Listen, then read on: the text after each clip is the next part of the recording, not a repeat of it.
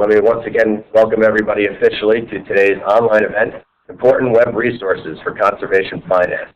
This event is sponsored by the Conservation Finance Innovation Network and the Government Innovators Network. And I'd like to pass control over to our moderator today, Jim Levitt, who is the Director of Program on Conservation Innovation at the Harvard Forest. Thank you, Jim. Welcome to all of you for the third in a series of online broadcasts focusing on conservation finance.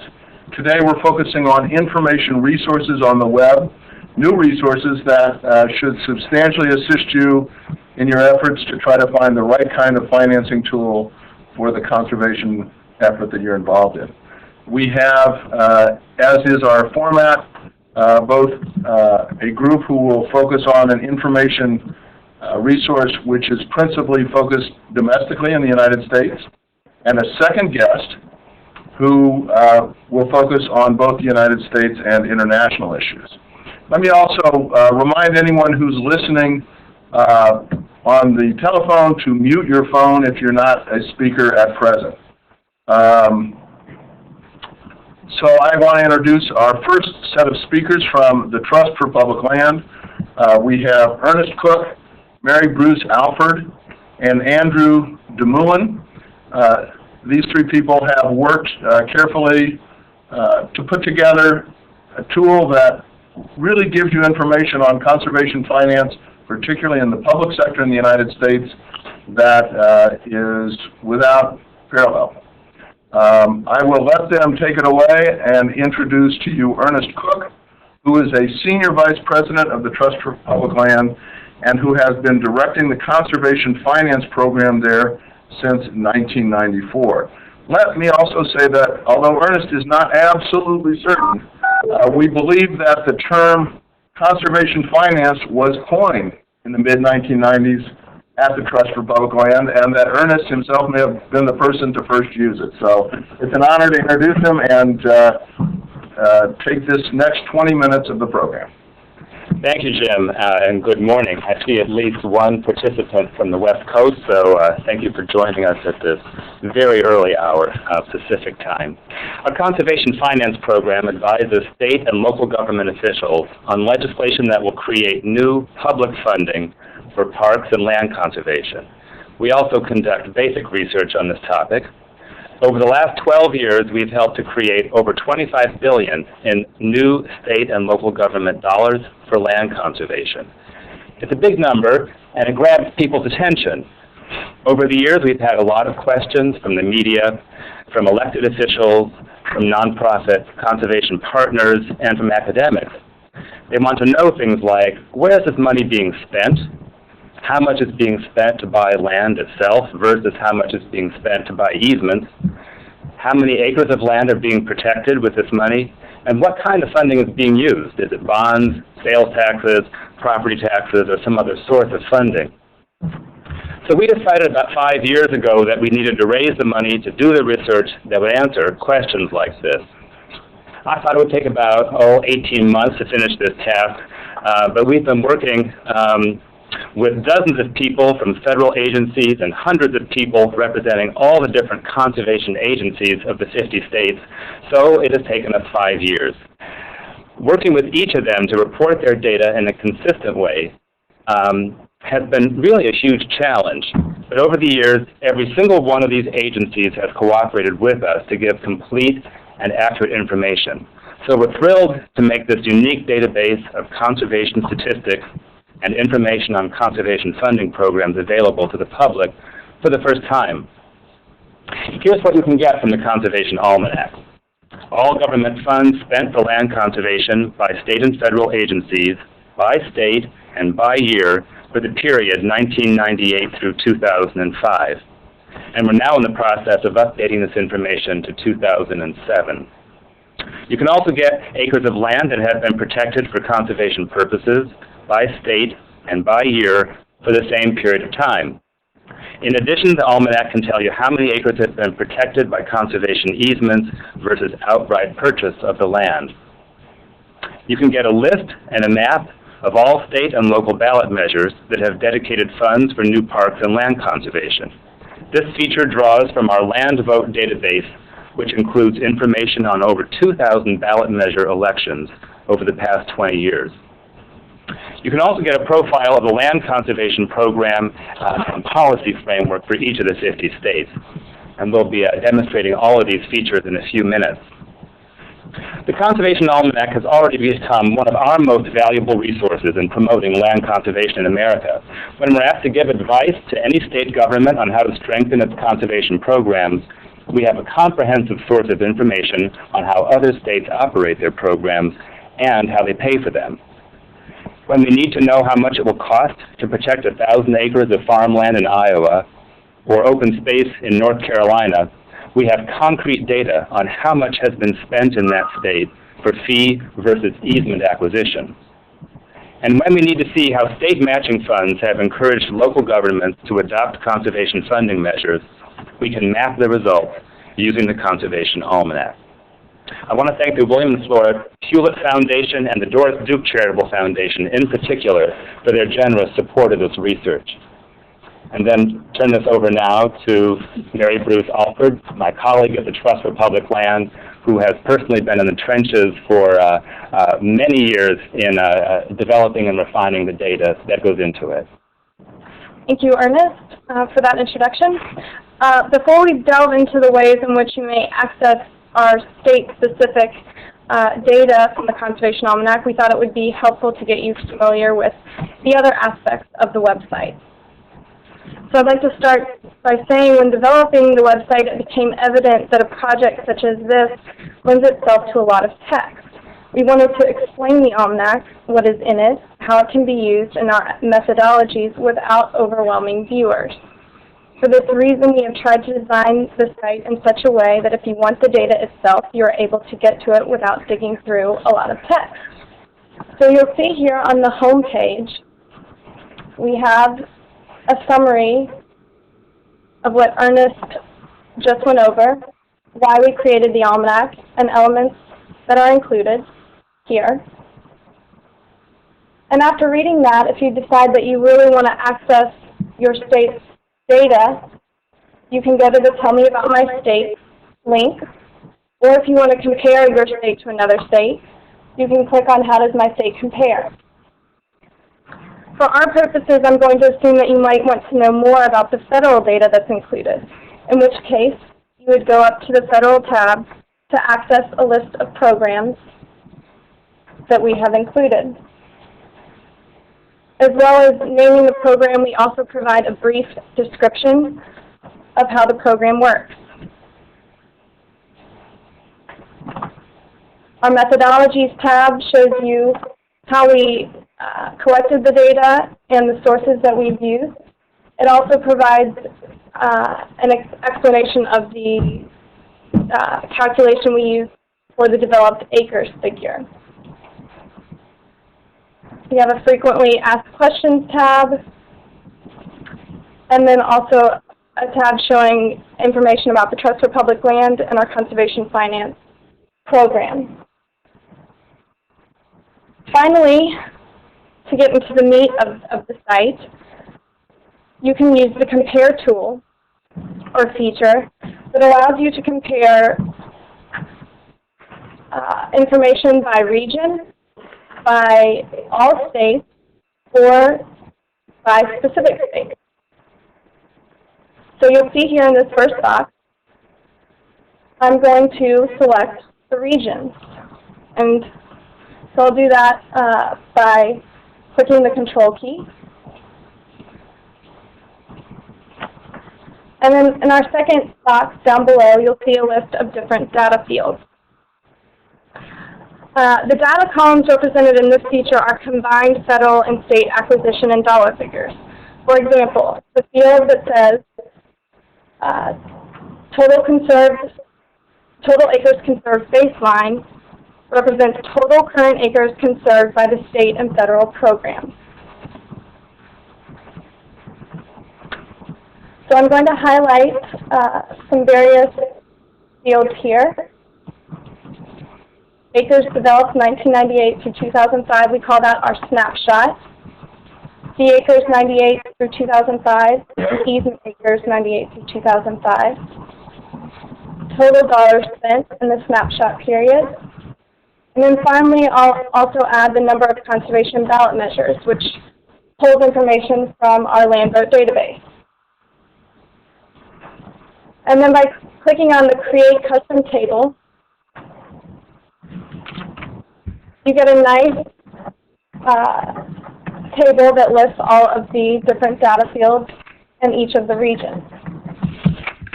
You may also download this data for your use in Excel. And with that, I think I might turn it over to Andrew. Thank you very much. I just wanted to first mention that you can access the Conservation Almanac at www.conservationalmanac.org. And you'll be prompted to answer a couple of login questions, and you'll have this data available to you.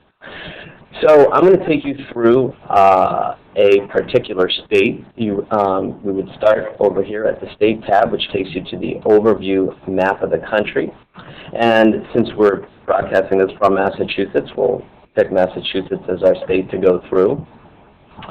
And here is our overview page, which will provide you to links of the three core components of each state page: the programs, the policies, and the land vote ballot measure data. And Ernest mentioned this before, but just in case people are not familiar with land vote, TPL tracks all ballot measures which generate public funds for land conservation. Our data goes back to 1988 and is represented dynamically in the Almanac, which I will show you in a bit. The tables on the right depict visually land conservation activity over our snapshot years of 1998 through 2005. We have acres acquired and dollars spent, along with, as we scroll down the page here, the percent of state land conserved versus the percent of the U.S. median, and finally, conserved acres versus developed acres. As you can see, in Massachusetts, those numbers are pretty much equal for our snapshot years. I also want to mention again that though our snapshot here goes from 1998 to 2005, we are currently working on updating 2006 and 2007. So looking at these charts, you can see, for instance, in Massachusetts in 2002, an open space bond bill was passed, and during that year you can see the spike here in public dollars spent and acres acquired. Let me take you down the page where you will see our Google map, and let me zoom in for you a couple times here to get. Over here you will see our live Google map depicting all land conservation ballot measures since 1988 in Massachusetts. You can click on each individual marker to get more information on the measure,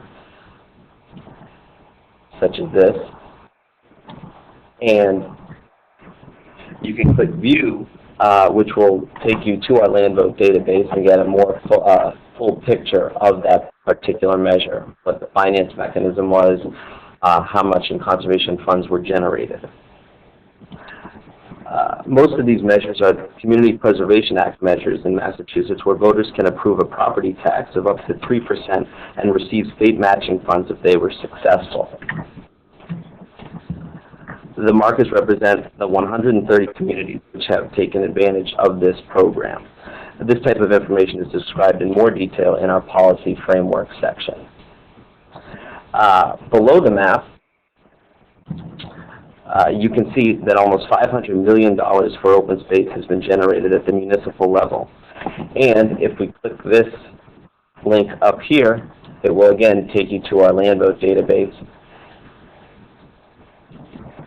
and show you all of the ballot measures that have taken place in that particular state. So now we can click on the state programs and policies page, and this will bring us to our list of state agencies and programs who are responsible for the majority of land conservation activity in Massachusetts, the Agricultural Preservation Restriction Program, and others.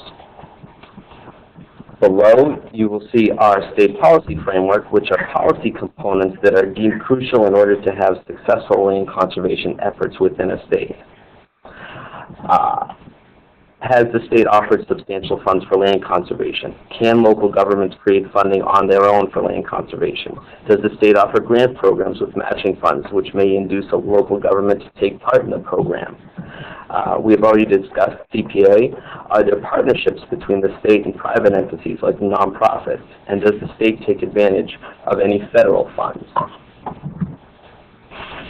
So as you can see, Massachusetts is doing pretty well. In fact, I believe there may be a conservation tax credit bill that they've been talking about as well in the state. As we scroll down the page, you will see each of the state programs and agencies and their subsequent activity between 1998 and 2005. There's also a description of the entity. And again, all of these numbers that you see here are drawn live from a database that we have and can be changed within minutes if errors are found or whatnot. And again, this information will be updated to include 2006 and 2007 shortly.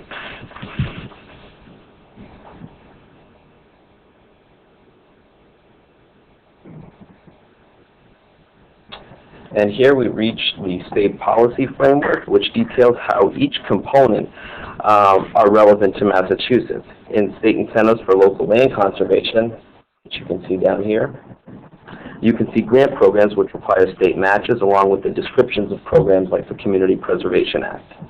And finally, at the bottom of the screen, you can see the federal partnerships which that state is involved with and which federal programs and agencies provide land conservation funds to Massachusetts. And so with that, again, you can go to the Almanac at www.conservationalmanac.org. And if you have any questions or comments, our email is almanac@tpl.org. Great, thank you so much to all three of you. That is really an incredibly rich tool. I've spent a couple hours online looking at it, and know that if you're interested in comparing what you do in a state, for instance, Iowa, to perhaps what happens in New England or in the West, this comparative tool is really something that has never been available as far as I know. So congratulations to all of you at TPL for putting this together, and we're looking forward to the development of the tool over time. I'm going to now turn our attention to our second guest, Michael Jenkins. Michael, are you online? I'm right here, yeah. Very good. So Michael and I will have a conversation here, and let me also remind the listeners that we're going to take questions from you principally in the third part of the program at about 20 minutes before the hour. So Michael and I will talk for a little while, and then we'll take questions both about TPL's offering here and about the Katoomba Group ecosystem marketplace and forest trends that Michael will discuss. Now let me begin this conversation by introducing Michael Jenkins. Michael is a graduate of the Yale School of Forestry and Environmental Studies, had a career in the Peace Corps and with the MacArthur Foundation before he went off to begin really a trio of organizations that continues to have a major impact on shaping the way that we think about ecosystem service markets around the world. Those three organizations are the Katoomba Group, the Ecosystem Marketplace, which is an online publication, and Forest Trends, which is the organization I believe that Michael runs in Washington, based in Washington, D.C. So Michael, to begin with, let me ask you, how did you decide from your experience at Yale and for the Peace Corps and with the MacArthur Foundation to branch out and start this trio of organizations that's beginning to change the way that people think around the world? Well, actually, the mothership is Forest Trends, and this is the organization that we launched about 9 years ago now. And I had been, as you mentioned, I've been working at the MacArthur Foundation for about 10 years, and we had been doing grant making around the world to try to save biodiversity, conserve biodiversity. And we had, at that time, a very nice budget of $25 million a year, and we're trotting around the world doing what we could. But it was clear that we were not nearly, the scale of resources that we had were not nearly enough, and the relationships that we were working with were not right. In a foundation, we're only allowed to make grants to nonprofits, so the whole concept that we had of sustainable forest management or sustainable management of ecosystems was fatally flawed in the fact that we could only make grants to organizations, so they were not financially sustainable by any means. So it became clear to me, and there were a couple of other colleagues in different organizations like the World Bank and other groups, that we didn't really have the right tools. We didn't have the right way to address this issue. So that's why we launched Forest Trends 9 years ago. And one of the first things we did was, the focus really from Forest Trends was to figure out how can we expand the value of forests and ecosystems to society. And we were seeing that there was the beginnings of some very interesting developments around markets. And 10 years ago, 9 years ago, Kyoto was still very, very early stage. But there was also some innovation around water and biodiversity, and that's what we felt these new emerging ecosystem service markets were going to be much bigger economic drivers to the solution. So that's when we launched the Katoomba Group, again in Katoomba, outside of Sydney, Australia, as a capacity building vehicle to bring together innovators and practitioners in these fields so we could more rapidly learn and hopefully have a greater impact.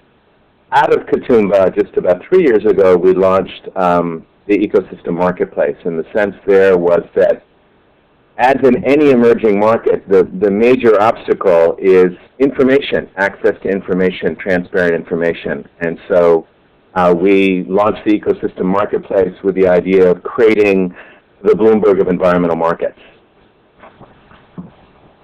And can you tell us, Michael, we're bringing it up on the screen right now. Tell us a little bit about Ecosystem Marketplace, its purpose, and what it's accomplished today. Yeah, so it's meant to be a global information service around payments and markets for ecosystem services. So it focuses not only on the public land and the public investment, but also in private sector investments. We cover a full range of markets. We now have identified roughly 25 different types of markets that sort of fall into the large categories of carbon markets and water markets and biodiversity markets. And we track those markets. We track transactions. We track prices. We track innovations around them. As you'll see in the homepage that we're looking at right now, we do every sort of 2 days we do an article that is a unique article produced by us that describes what's going on in each of these markets. On the right-hand side of the homepage, if you can see that, the other side, yeah, Jim, if we can go to the right, not in Market Watch, but on that homepage, we also have a service that's all about news. And so what we do is we capture from LexisNexis and other services roughly about 80,000 publications a day, track all of the news that we're pulling out that are in those ecosystem service areas, and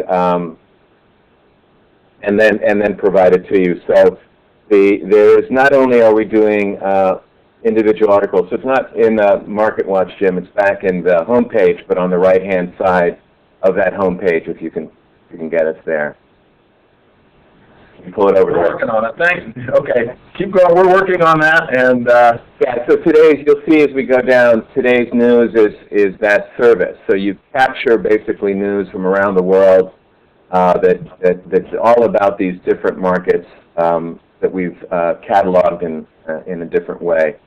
You'll also see that we describe ourselves as really more than a website, but we're really trying to be a full information service. So we do a lot of work here at Forest Trends, and you see right now a graphic of the state of the voluntary carbon markets. We do this report now. This is the second time we've done it, where we We provide quantitative analysis of what's happening in the voluntary carbon market, which is particularly interesting for us if you care about land use and land use-based transactions, because that's where you get the lion's share. We also, next to that, you see that we're tracking prices in these different carbon markets that are out there, the European market, the New South Wales market, the Chicago Climate Exchange, the different prices of those markets. Also on the left-hand side, if we can scroll back to the left-hand side of that home page, we'll see that we do profiles of leading innovators in these fields, and we try to do one or two of those every week. And then if you go down a little bit, you'll see we also highlight different ways that you can access this set of information, which is really critical in terms of the navigation. So if you're interested in water markets, for instance, you can turn on to the news or any one of these tabs and be able to search by the type of market you have. So if we could, Jim, if you could plop into one of the tabs on the top, and let's take a look at, for instance, tools.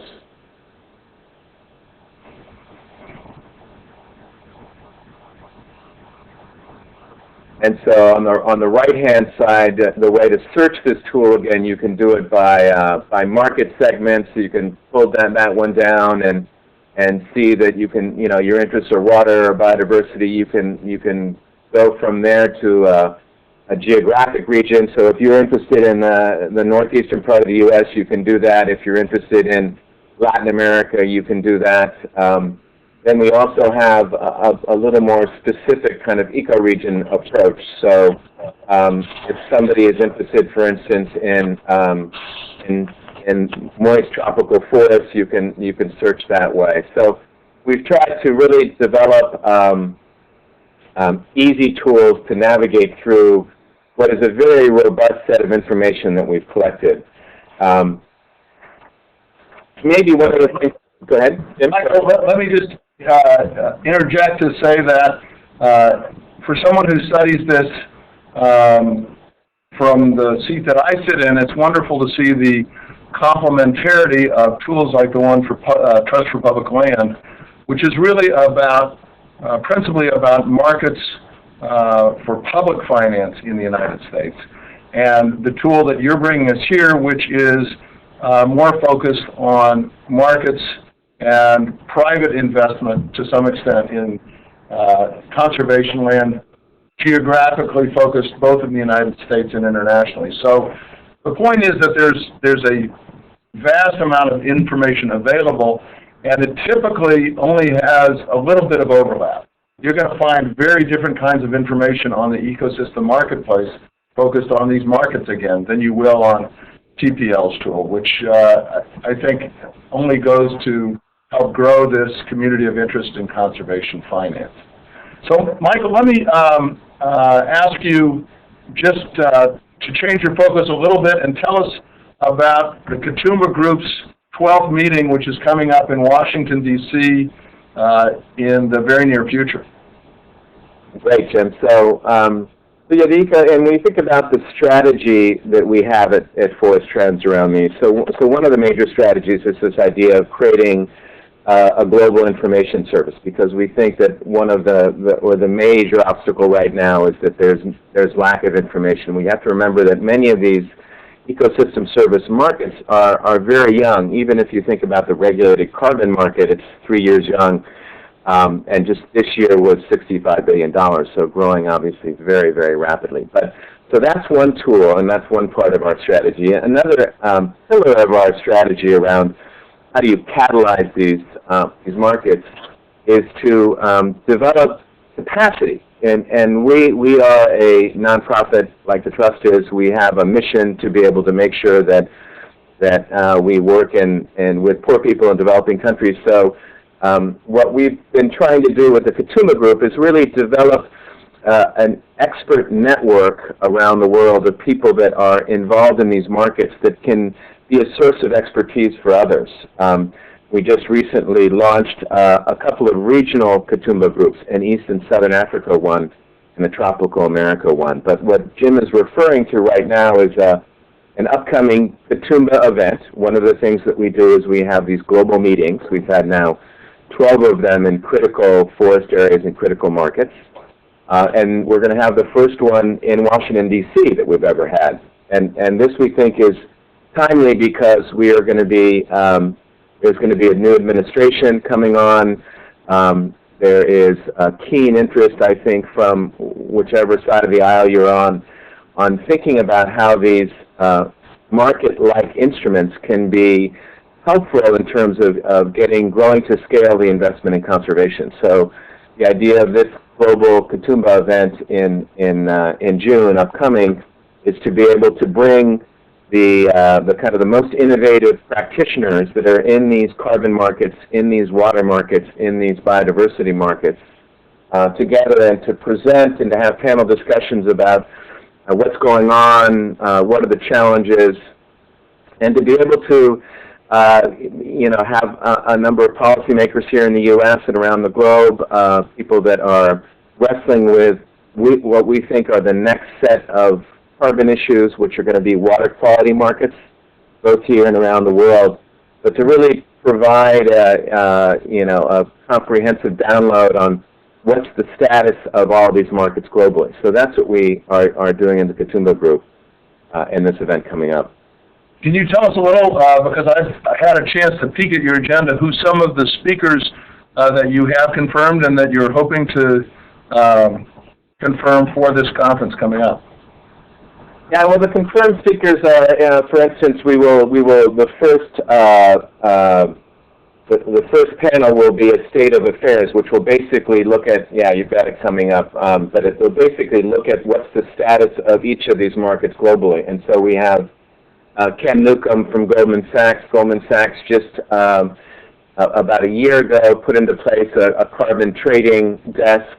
Ken is one of the co-founders of Forest Trends with me, and is really kind of the leader in terms of carbon markets globally. Katie McGinty, a name that many of you might know, she was in the Clinton administration and has been leading a lot of the water innovation in the state of Pennsylvania and here in the Chesapeake Bay. Stuart Ante, who was with Rio Tinto, one of the largest mining companies in the world, that's been very aggressive on looking at biodiversity offset programs.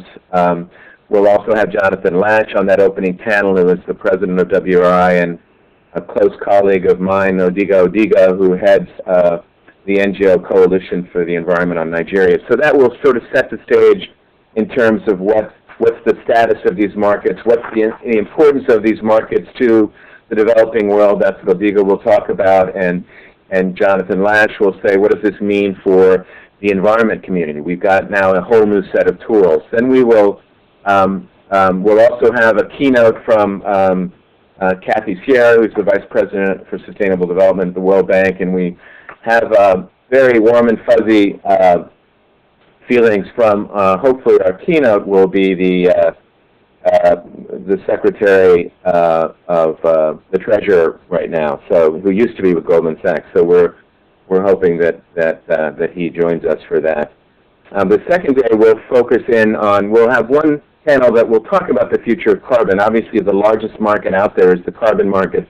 A lot of people are trying to understand how it works, how do you get into it. So we'll have a very interesting panel that will include the Justin Mundy, who is a founding partner of Climate Change Capital, which is a multi-billion-dollar investment firm out of the UK that's leading the way in this. We'll have a small farmer that we know from Uganda who can talk a little bit about what does it mean to be, to a small farmer in Uganda, these emerging environmental markets. How is it helping her, put into place a bank account, a savings account for the first time in her life. And then others that can talk about sort of what's happening here in the U.S. and even what's happening in around the world in Brazil. So that'll be kind of a session in the future of carbon, and then we will move into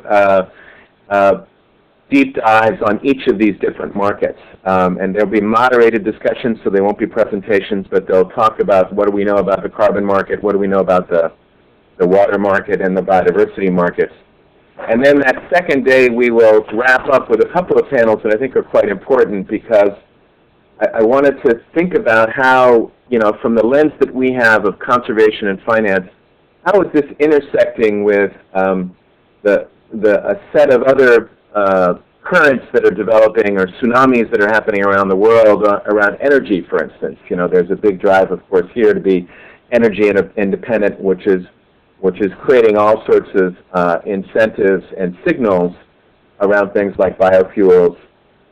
We also have been hearing, obviously, a lot about the food crisis, and all of these are really colliding forces. So you have, on the same small pieces of land, demands for ecosystem services, water quality, carbon sequestration, all of those kinds of things, colliding with the demand to convert this land so that you can have increased energy from biofuels, colliding with the need to have increased food production. So that's going to be the focus of that kind of panel. Can we be broader in our analysis so we can be more thoughtful and strategic in terms of the way these tools work?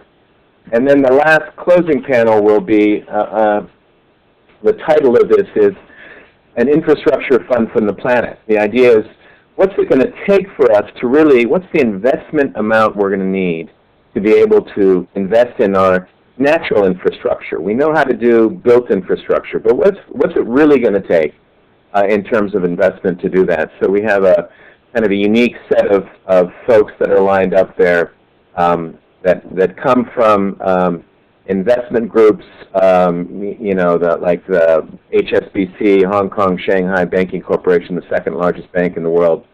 Colin LeDuc, who works with Al Gore and David Blood at his investment firm. So these are going to be big thinkers saying, that for us to really address these global issues of climate change and water and soil pollution, what are the set of instruments we're going to need, and what's the scale we're going to need to reach to be able to be successful?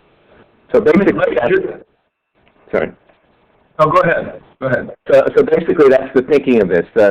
These last couple of panels are really hoping to try to provide us some guidance going forward, and so we can, we're no longer, all of us, I think, all believe that we're no longer about, small-scale little things. If we're going to really solve some of these global environmental problems, we need to create instruments, and we need to get to the scales that are commensurate with the problem. Michael, let me just underscore the significance of the work that you're doing and the community that you're working with by reminding our listeners that Mark Tersick, who may be at your conference, was recently appointed the new president of the Nature Conservancy worldwide, and he is an investment banker who brings that experience and interest in the environment to his new job. So this is really at the center of global concerns on addressing the threats of climate change, water, biodiversity. I think it will be an extraordinarily interesting meeting. Now, Michael, can people who are interested in this meeting contact you or get in touch with the Katoomba Group to see if there's still places left? Yeah, now I would encourage people to, if they want to come, to register pretty quickly. The Smithsonian holds 400, and we're at about 350 right now. So, but I've put up, I've asked Jim to put up sort of the registration and the homepage of the upcoming Katoomba meeting. But it'd be great to have folks that are on this call that are interested in that participate. And I'd also encourage Ernest and the folks in the Trust for Public Land to join us if they're able to. That's great. All right, so now we come to the part of the internet broadcast where we ask all of you in the audience to submit questions. There is a question box at the bottom of your, actually anyone who's listening, Michael, you included, well actually you'll have to stay on, but anybody else who's listening, please mute your telephone so that we don't get the echo that's coming over the line. But I have one question in the queue, and let me ask the rest of you, please, to submit questions that come to your mind in the question box at the bottom right-hand corner of your page. My first question is from Carl DuPont, who asks, is there any data on either one of the tools on crops for carbon sequestration? And I think, Michael, let me give you the first shot at that, and then we can ask the people of the Trust for Public Land. Well, yeah, no, we would have, again, on the website, you could look, you could go in and look through all of the work we've done on carbon, which certainly would cover a lot of the issues. For instance, the recent sort of biofuels debate that's going on, and jatropha and all those. So there would certainly be articles on there about those movements. There's also a lot of information on throughout the website about how do you measure your carbon? How do you measure what it's sequestering depending on the forest type? There's some tools that do that. There's some organizations that are like a Winrock that are quite experienced in helping people inventory what their carbon asset is, if you would. All right. Let me ask a question, both for, well, actually, let me ask Ernest. I also responded to that earlier. Why don't you respond to that? Just to say the Conservation Almanac doesn't have data on crops per se, but it does have information on conservation easements that have been taken by federal and state agencies in this 8-year period. And most of those conservation easements are over some kind of working landscape, farms, ranches, and forests. So it can perhaps be an indicator of the progress in conserving that kind of land cover. Excellent. Okay, I have a question now from Stephen Johnson. It's for Ernest Cook. The question is, it appears that the data that you show does not account for land trust activity that is not publicly funded. Is that correct? Will you be able to include this so that the total impact is more clear? That's a good point. Two of the major sectors of land conservation that are missing here are lands protected by local governments as well as lands protected by the private sector, by land trusts who have grown over the last 20 or 30 years and account for a great deal of conservation activity in America. The difficulty, obviously, in collecting that data is the number of sources that we will have to communicate with to get it. There are something like 3,000 counties in America, for example, and the burden of communicating with so many of them and getting them to cooperate with giving us data consistently on how much they've spent by year represents a major challenge. But it is something that we intend to do, to include both county and private land conservation.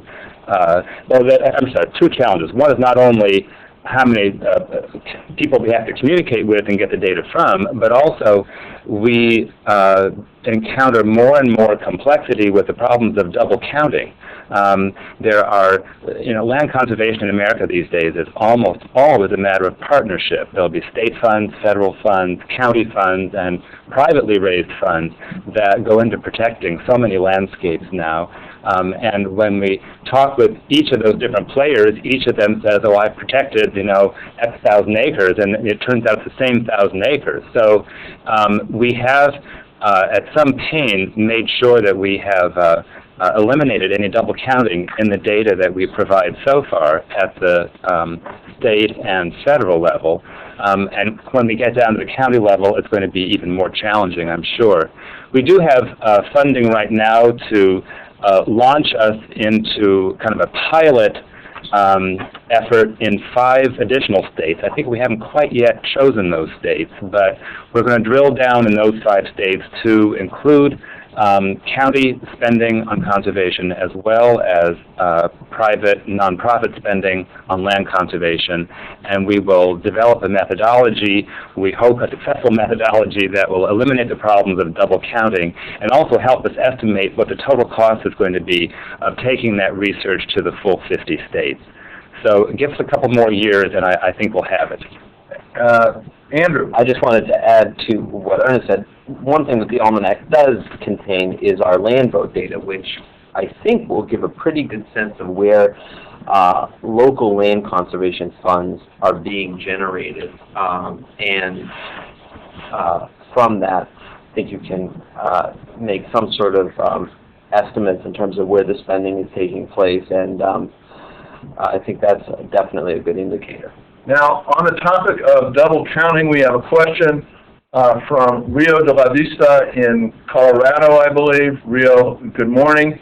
She asks, Michael, what, in your knowledge, is the state-of-the-art for measuring carbon and water sequestration on rangelands?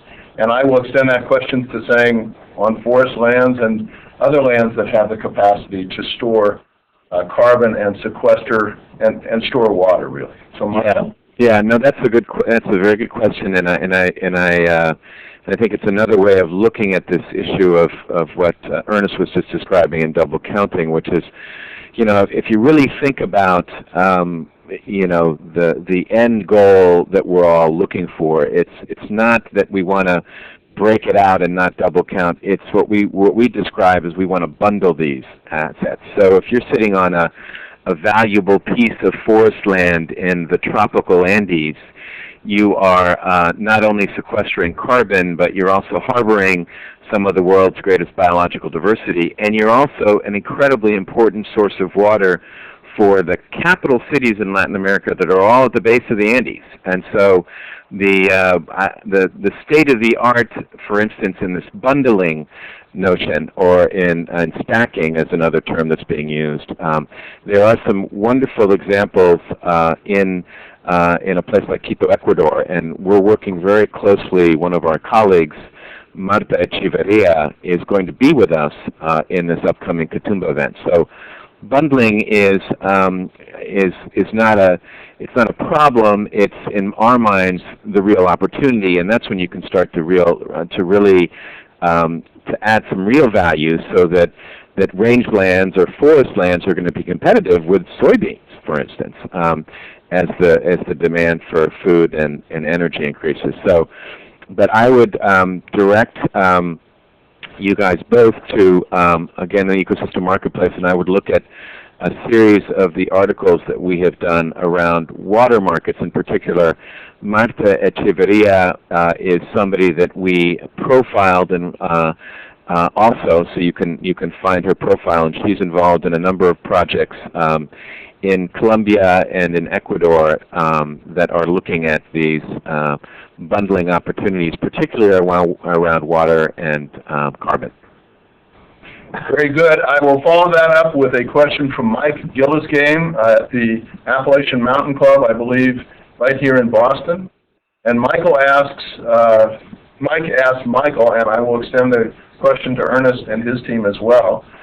Assuming that the funding needed to deal with some of these key global environmental issues will be significant, and that I'm sure is a correct assumption, and will be needed very soon, what are the sources you see for these large investments? Will the World Bank or other traditional sources be willing to change course and address these issues? Michael, let me call on you first. Yeah, no, public finance is going to be important in this, and we already have lots of signals from bilateral agencies. The Norwegians have made a pledge of $1 billion over the next 5 years. The Australians have started to put quite a bit of money into this. The British have also. The World Bank has created a number of new funds that they're trying to get off the ground that are around carbon and reduced emissions, some of the instruments that are going to be important in linking forests with carbon in these markets. But more importantly than the public investment in my mind at this point is really kind of seed investment, because I think that the real opportunity here when we think about ecosystem service markets and payments is to be able to capture real capital market investment. And so it's going to be the Goldman Sachs of the world. It's going to be the HSBCs and the Citigroups of the world. It's going to be the major businesses of the world like a Rio Tinto or a Shell that are all going to say, that are all realizing that natural resources are fundamental to their business, and they need to figure out ways to invest in these natural resources just as they invest in the rest of the business they do, in their refineries or in their mines or in their the traditional infrastructure that they invest in. So the real significant investment and the real difference of what we're talking about now than what we've been trying to do with public sector investment over the last three or four decades is that I think we've got orders of magnitude of larger investment opportunities coming in from the private sector. And the challenge is going to be able to channel that so that it really does deliver conservation benefits. It really does have benefits to local communities. Let me turn the question to Ernest and his team and ask what the prospects going forward, particularly in the wake of the coming elections, look like for the public and other financing of land and biodiversity conservation in the United States. Well, I agree. We need money. We need a great deal more money. Right now, the funds that are being spent by the state and federal, local governments probably come to maybe $2 or $3 billion a year for land conservation, and that's really very kind of insignificant when you look at the critically important ecosystem services that are being provided by those lands as well as by all the unprotected lands. When you look at the need to withdraw from coastal areas that are subject to flooding, to withdraw from areas that are fire-prone, there is a lot of money needed.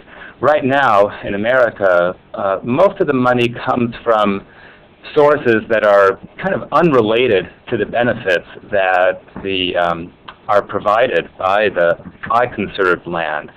Much of the funding comes, in the case of the federal government, there is Land and Water Conservation Fund dollars that are kind of loosely linked to offshore oil revenues. But in most of the states and much of the federal spending, it's simply a matter of appropriations out of general funds or general obligation bonds, property taxes, sales taxes, lotteries revenues. I think in the future we are going to need to understand that there is a very important economic value provided by the conserved lands that need to be protected, and I think we may see things like water taxes. Right now, of course, we're struggling with a shortage of oil, shortage of food, but I think in the 21st century, water is going to become a major crisis in America and elsewhere in the world, and I think that kind of the basically free ride we've had may be coming to an end, and fees on consumption of water to help protect that diminishing resource could provide significant amounts of new funding. I think that we may see the same when other natural resources are being depleted, funding that's linked to that. Yeah, Jim, if I could add to that just a little bit, which is, I think he's exactly right. What we think are going to be the next wave of global markets, like the carbon markets, are going to be water quality markets, and taxes will be one of the tools. But I think we'll also see a lively development in the next couple of years of regional water quality trading schemes, such as for the Chesapeake Bay or for the Puget Sound, the Willamette area of Oregon, and this will happen around the world, and that's going to do exactly what Ernest was talking about, which is going to link the beneficiary of those services with the provider of those services. So it sort of goes back to that earlier question that the person asked about rangeland. Where are the markets for water and rangelands? And the point is that we've got to link that delivery of a service to the beneficiary of that service, and that's when the markets are going to develop. And taxes could be a piece of that financial equation also. Well, let me use the moderator's prerogative to ask the last question today. We're almost to the end of our hour now. Michael, you commented earlier that we have seen, if it's even measurable, orders of magnitude increase in interest in the field of ecosystem markets and in conservation finance generally, Ernest, over the last decade. Let me ask each of you, as a closing thought, to project out another 5 to 10 years and describe in some brief narrative how you think the world might change with regard to these conservation finance communities of interest, that is the human capital, as well as the size and the scope of the markets and the funding mechanisms that we may see in the next decade. Michael, can I ask you to take the first one? Sure. Yeah, let me just sort of gaze in the crystal ball and think about what it would look like 5 years from now, and in terms of scale and scope. And so I think we will have, we'll all be much more fluent in this language of markets, payments, financial instruments around what we're calling ecosystem services. I think the term ecosystem services has helped us kind of cross a very important bridge, which is talking about conservation in ways that matter to society. So it's about providing clean water. Everybody gets that. It's not about this fuzzy thing of, you know, we love all the diversity that's out there in the wild. So I think ecosystem services as a term has helped us sort of turn a very important corner, which is linking these issues that we've been working on for so long to real to human needs and ways that society can and business and finance can understand it. The commodity, in terms of the scale of this, we think the carbon market and others in the financial sector feel the same way, is going to be the largest commodity market in the world. And I wouldn't be surprised if that was not the case 5 years from now. So it is this year, in its third year of a regulated market, it's $65 billion. It could easily become a $200 billion kind of market 5 years from now. Water markets, I think we both, Ernest and I, feel very strongly about it. We're never going to be, carbon is the design of carbon markets and all of the emissions controls we're trying to put on right now are a medium-term strategy as we get off of our carbon addiction. We're never going to be able to get off of our water addiction. So water markets are going to emerge in the next 5 years as the next set of carbon markets. They're going to be maybe more important than carbon markets globally, and certainly over the long term with us more than carbon markets. And I think we'll see very large-scale investments in water. I think there'll be regional, basin-wide, or watershed-wide markets that will first be on a quality. So this is the quality of water that we're going to be measuring, and then we will see a little bit farther down the road markets around quantity. So it's going to be a distinction in terms of the way these water markets emerge. I think biodiversity markets are going to be very big, very important. They will be local and global in scope. The water markets will be regional in scope, and the carbon markets will be global in scope, which just follows the nature of that asset, if you would. Excellent answer. Okay, great. Let me turn it to Ernest for the last comment, and then I will try to wrap this up. Ernest. I agree with Michael about the rapid growth we're likely to see in the carbon markets and eventually in the water quality and water supply markets. I think in America that we are finally coming to the end of the frontier era. I think people increasingly recognize that land is a resource that is not limitless. It has been very overexploited. And we're beginning to see a real recognition, even in some very politically conservative counties in some kind of bedrock conservative states in the West, a growing recognition that government needs to take action to protect imperiled natural resources. And I think that maybe 5 years is a little optimistic, maybe 10 years from now, we'll increasingly see that at all levels of government, protection of our lands for agriculture, for water quality, for endangered species, is really a basic function of government that every government needs to play a role in. Jim, if I can ask just one quick thing, which is I think if there's a message that we all need to kind of hear in all of this movement, it's that there's a very unique window right now where all of these markets are being created, and so we are in a very interesting position of being able to shape the way these markets emerge. But it means that we're going to have to kind of get out of our normal skins, which for us trends we think a lot about.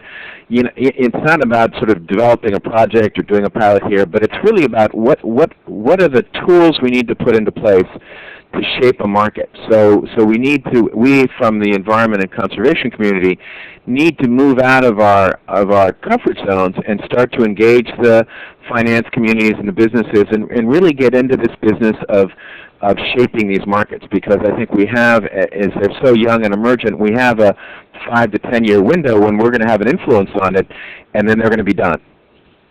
Well, that's an excellent way to conclude. Let me ask the listeners to please consult with www.ecosystemmarketplace.com as well as conservationalmanac.org, because one of the resources certainly we need to get this going is information resources, and I think all of our guests today have helped us gain insight both into the information resources and into the future of conservation finance. So thank you all very much. We will be back with you next quarter with another pair of guests, and we very much appreciate your attention. Good morning.